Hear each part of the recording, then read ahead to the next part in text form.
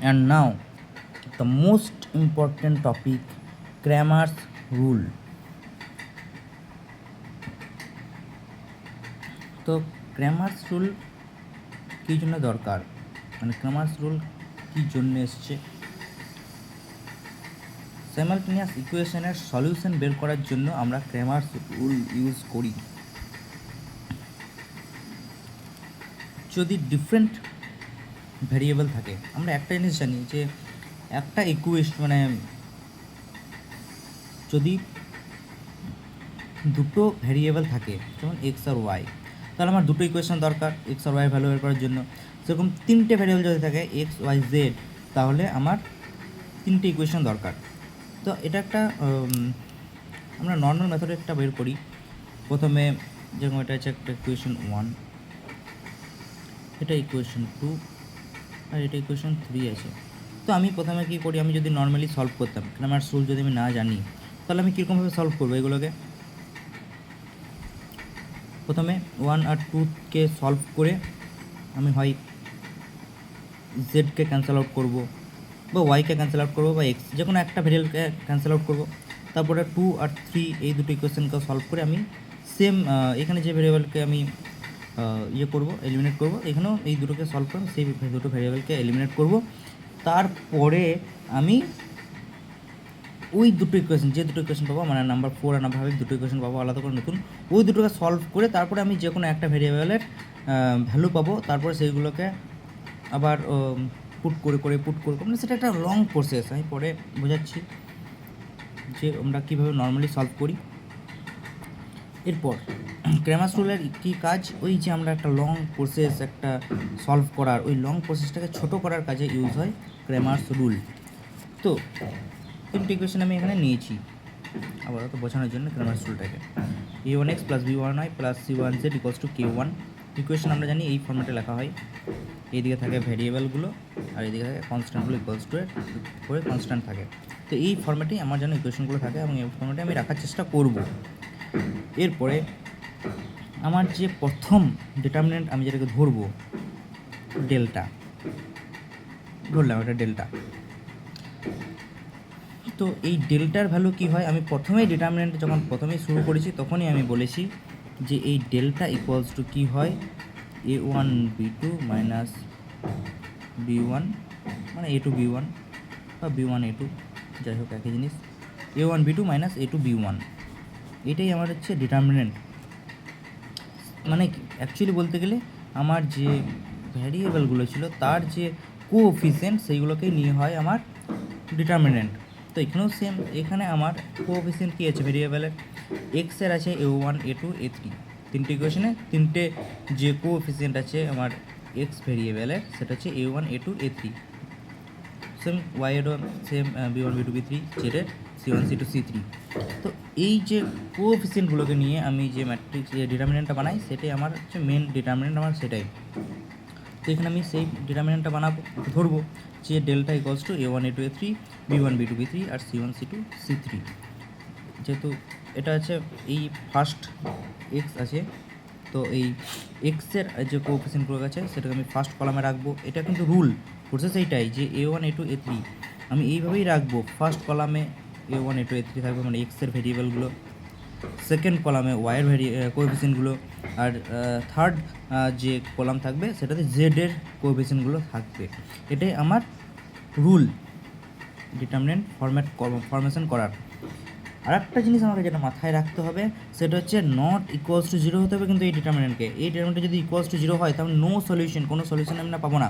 তার কারণটা আমি পরে গিয়ে বোঝাচ্ছি যে কেন নট ইকুয়ালস টু 0 থাকছে, যত আমরা যাবো তখন বুঝতে পারবো। এরপরে আমার ফার্স্ট স্টেপ কি, ফার্স্ট স্টেপ হচ্ছে এই যে ডিটারমিনেন্টটা পেলাম আমি, এটা একটা কিছু ভ্যালু পাবো সলভ করে, এই ডিটারমিনেন্টে যেটা এর সঙ্গে আমি কি করব, এক্স মাল্টিপ্লাই করব। আমি বোঝাচ্ছি ক্র্যামার্স রুলটা কীভাবে হচ্ছে, কীভাবে আমি এক্স ওয়াই জেডের ভ্যালু পাবো। আমার কি ফাইন্ড করতে হবে, এক্স ওয়াই জেডের ভ্যালু কত, তাই তো, এক্সের ভ্যালু কত, ওয়াইয়ের ভ্যালু কত, জেডের ভ্যালু কত। তো আমি সেটা কী করে পাবো, আমি সেটাই বোঝাচ্ছি ফরমেশন কীভাবে হয়েছে ক্র্যামার্স রুলের। তো কী করবো, এর সাথে আমি এক্স মাল্টিপ্লাই করব এই ডিটারমিনেন্টের সাথে। আমরা কি জানি ডিটারমিনেন্টের বলে যে যদি আমি কিছু মাল্টিপ্লাই করি একটা ডিটারমিনেন্টের সাথে, তাহলে সেটা ডিটারমিনেন্টে হয় একটা রোয়ের সব এলিমেন্টের সাথে মাল্টিপ্লাই হবে, অথবা একটা কলামের সব এলিমেন্টের সাথে মাল্টিপ্লাই হবে। মানে এরকমভাবে সব এলিমেন্টের সাথেই হবে না, কিন্তু সব রো এবং সব কলামের সব এলিমেন্টের সাথেই হবে না, জাস্ট একটা রো অথবা একটা কলামের সব এলিমেন্টের সাথে মাল্টিপ্লাই হয়। তো আমি এখানে একটা কলামের সব এলিমেন্টের সাথে মাল্টিপ্লাই করছি, মানে আমি জাস্ট এই A1 A2 A3 এই তিনটের সাথে আমি এক্স মাল্টিপ্লাই করছি ফার্স্ট কলামে করলাম। তাহলে আমার এটাকে যদি আমি সাজিয়ে লিখি, এক্স মাল্টিপ্লাই করেছি সেটাই দেখিয়েছি। এরপর যদি আমি একটু সাজিয়ে লিখি তাহলে আমি এরকমভাবে পাবো A1x, এক্স A1 মানেই A1x। তো জাস্ট আমি সাজিয়ে লিখেছি এটাকে। এরপরে কী আছে, এরপরে আমরা যেটা করব সেটা হচ্ছে এলিমেন্টারি ট্রান্সফরমেশন বা রো ট্রান্সফরমেশন বা কলাম ট্রান্সফরমেশন, যেটাকে বলে ইনভ্যারিয়েন্সে আমরা যেটা দেখলাম, তাই তো প্রপার্টি অফ ইনভ্যারিয়েন্সে, সেরকম আমি করব। এটাও আমি আগে শিখিয়েছি রো ইকুইভ্যালেন্ট ফর্ম করার সময়। তো এটাকে বলা হয় এলিমেন্টারি ট্রান্সফরমেশন। এটা কী করব আমি, আমার মেন উদ্দেশ্য কি, আমার মেন উদ্দেশ্য হচ্ছে যে এই যে ফার্স্ট যখন আমি এক্স করব, আমরা প্রথমে বুঝিয়েছি যে এটা এক্সের, এটা ওয়াইয়ের এবং এটা জেডের কোএফিসিয়েন্টগুলোই আমরা নিয়েছি, সেম হিসাবেই আমাকে রাখতে হবে এক্স ওয়াই জেড, তাই তো। তো আমাকে যেটা মাথায় আমাকে আনতে হবে যে হয় এক্স ডেল্টা, এই যেটা একটা প্রুফ মানে গ্রামার রুলটা আমি কীভাবে এসছে সেইটা দেখাচ্ছি। ম্যাথ করার সময় তখন আলাদা, কোয়েশ্চেন সলভ করার সময় আলাদা। আমি এখন বোঝাচ্ছি কি যে পুরো এই যে গ্রামার রুল এইটা কীভাবে কাজ করে বা কীভাবে আমি ভ্যালু বের করবো, বোঝাচ্ছি জাস্ট গ্রামার রুলটাকে। তো আমাকে এই যে ফার্স্ট কলামটা আছে, ফার্স্ট কলামে আমাকে ইকুয়েশান আনতে হবে, কিন্তু এই ফার্স্ট ইকুয়েশানটাকে আনতে হবে। এই ফার্স্ট ইকুয়েশানটা আমি কীভাবে পাবো, আমি তো A1x পেয়ে গেছি অলরেডি।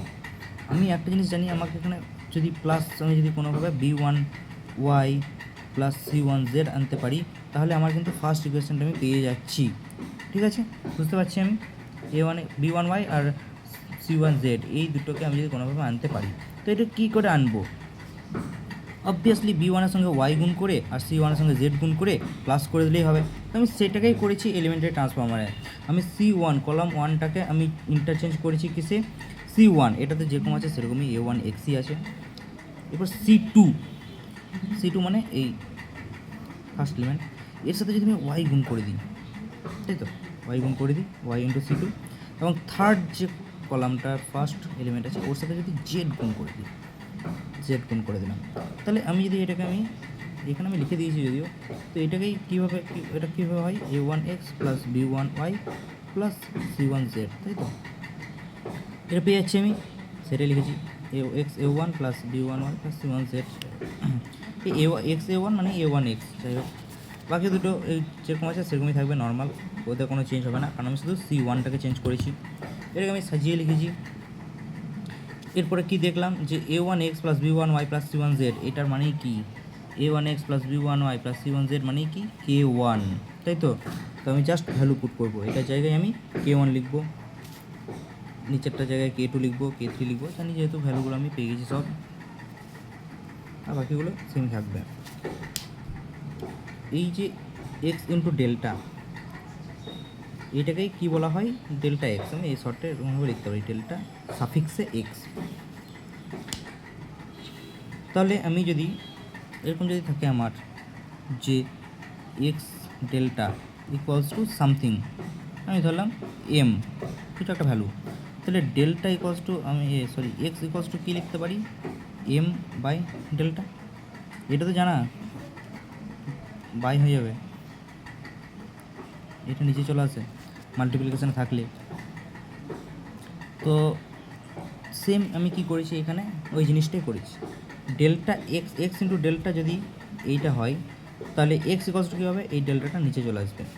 এরপর আমি এই যে পুরো এই উপরের ম্যাট্রিক্সটা, সরি আমার এখানে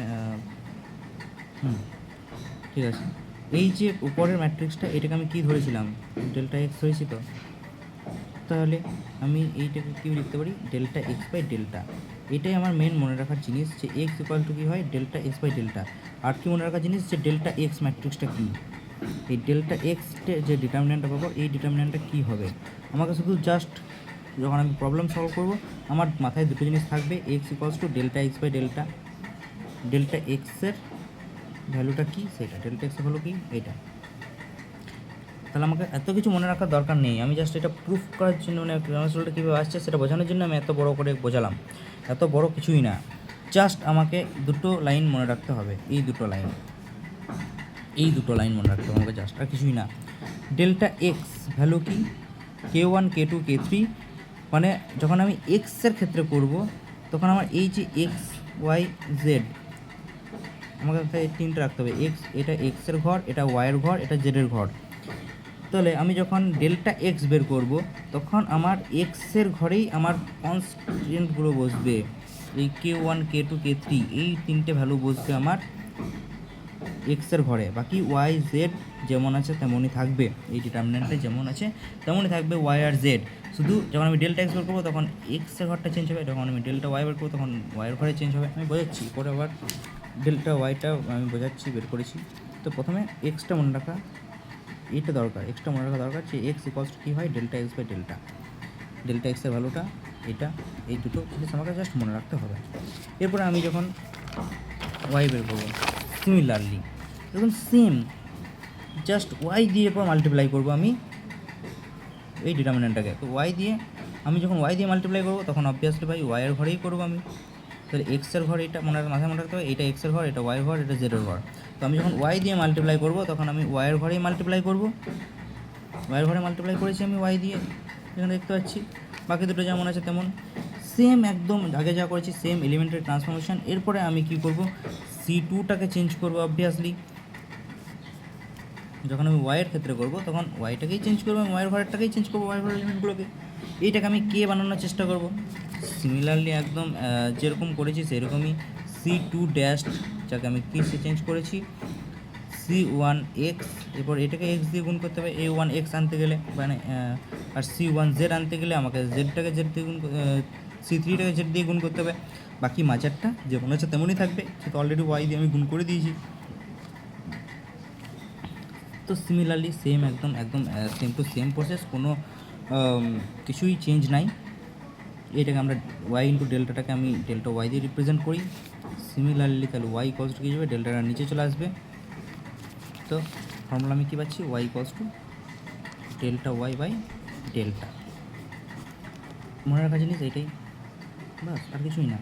সিমিলারলি একদম সেম টু সেম প্রসেস, তখন আমি জেড দিয়ে থার্ড, এরপর আমি যখন জেডের ভ্যালু বের করবো তখন জেড দিয়ে আমি জেডের ঘরটাকে গুণ করবো, C1 দিয়ে জেডকে গুণ করবো প্রথমে, ঠিক আছে। তারপরে সেম এলিমেন্টারি ট্রান্সফরমেশন করব, C3টাকে চেঞ্জ করবো, তখন আমি C3টাকে কিসে চেঞ্জ করবো, C1x plus C2y plus C3, বাস সেইভাবে করেই আমি এরকম ভ্যালু পাবো, ডেল্টা জেডের ভ্যালু এটা পাবো। এবার ডেল্টা জেড মানেই কী বললাম, ডেল্টা জেড মানেই জেড ইন্টু ডেল্টা, তাই তো। তাহলে এখান থেকে আমি জেডের ভ্যালু কী পাবো, ডেল্টাটা নিচে চলে আসবে, জেডের ভ্যালু পাবো ডেল্টা জেড। তো মনে রাখার আমার কী জিনিস, মনে রাখার জিনিস আমার এটাই যে এক্সের ভ্যালু আমাকে, আনসারও আমাকে বের করতে হবে, এক্স ওয়াই জেডের ভ্যালুই বের করতে হবে। তো এক্সের ভ্যালু আমি কী পাবো, ডেল্টা এক্স বাই ডেল্টা, নিচের যেটা ডেল্টা থাকবে এটা সেমই থাকবে ডিটারমিনেন্টটা, এটা কী থাকবে ডেল্টা ওয়াই বাই ডেল্টা, এটা কী হবে delta Z by delta.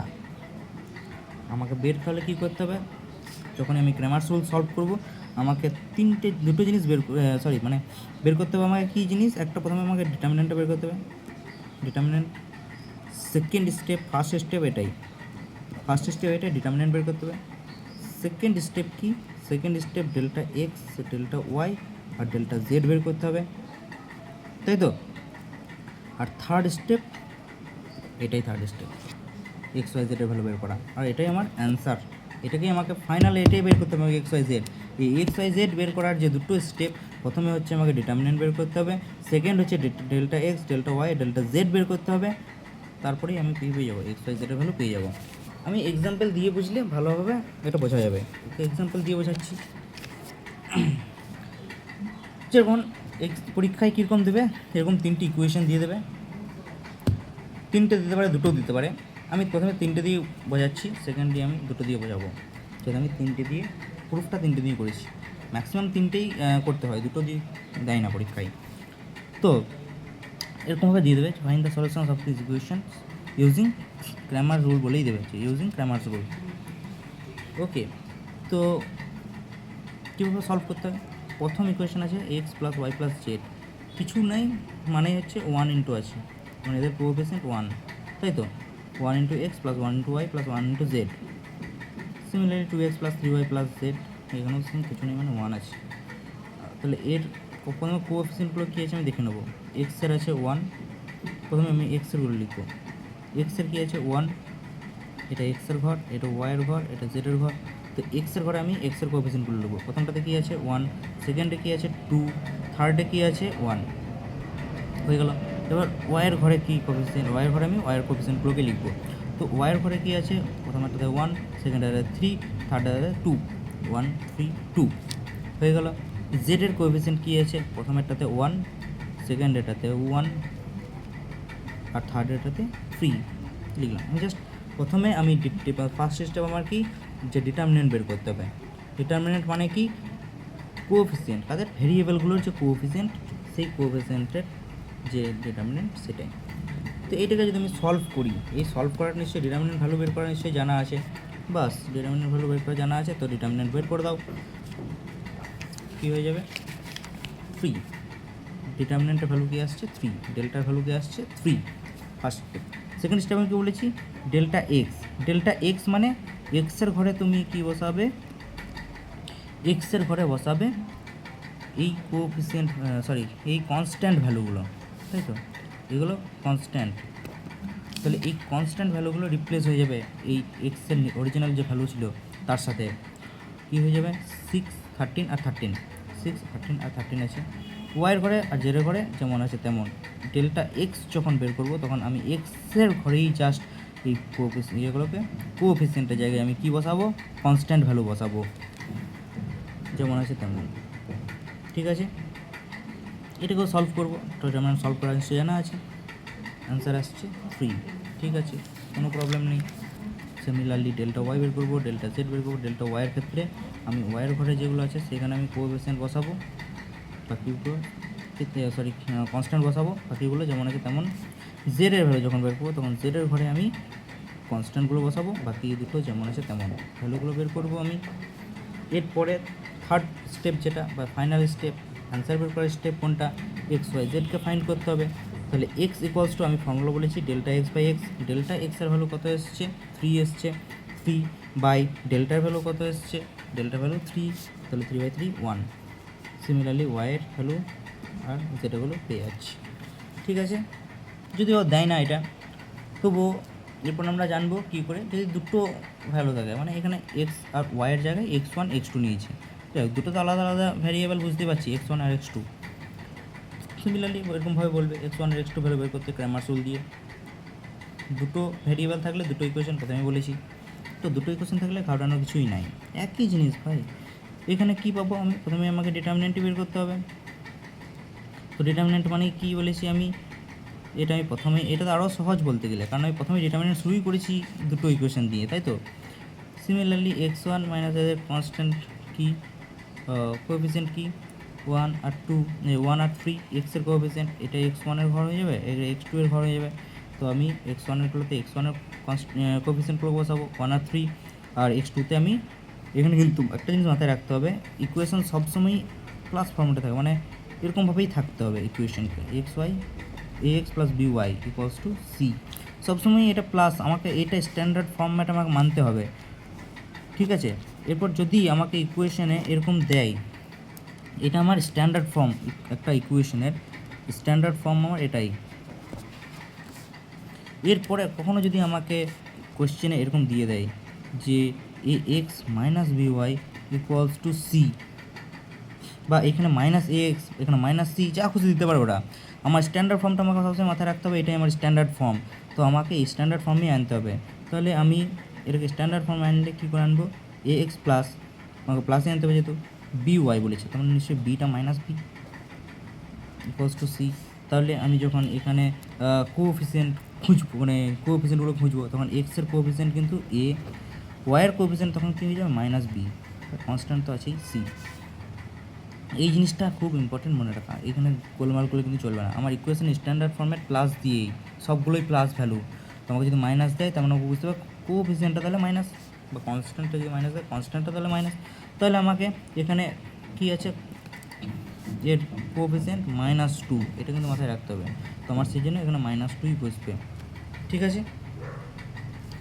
Similarly solve করবো ভাই, আমি ভ্যালু বের করবো, ডেল্টা x1 এর ভ্যালু বের করবো। ডেল্টা x1 মানে x1 এর জায়গায় আমার কনস্ট্যান্টগুলো বসবে, 3 আর 20, এটা একই থাকবে, যেটা ছিল সেটাই, বাস ভ্যালু বের করো। আবার ডেল্টা x2, তখন আমার x2 এর জায়গায় কনস্ট্যান্ট ভ্যালুটা বসবে,